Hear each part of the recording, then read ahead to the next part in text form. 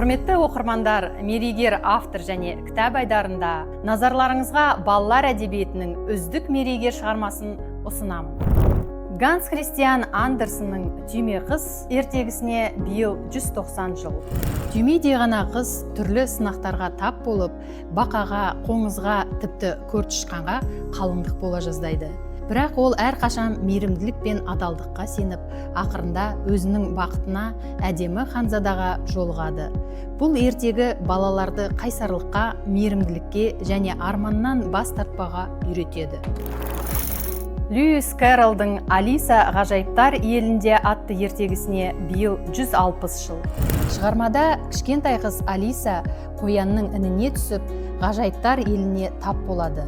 Бұл елде ол түрлі ғажайып кейіпкерлермен кездесіп, таңғаларлық оқиғаларды бастан кешеді.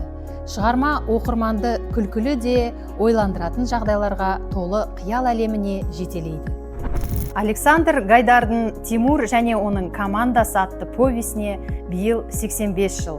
Повесть балаларға арналып жазылған. Тимур мен оның достары ауыл тұрғындарына көмектесіп, ізгі істермен үлгі болады. Шығарма достық, мейірімділік пен жауапкершілікке тәрбиелейді. Николай Носовтың «Дым білместің айға саяхаты» ертегі романына 60 жыл. Бұл шығармада дым білмес пен оның достары ғарыш кемесін құрастырып, айға сапар шегеді. Олардың басынан өткен қызықты оқиғалары, күлкілі жағдайлары арқылы автор балаларды тапқырлыққа, білімге, құштарлыққа және достықты қадірлеуге шақырады. Құрметті оқырмандар, сіздерді осы шығармалармен таныс болуға кітапханамызға шақырамын.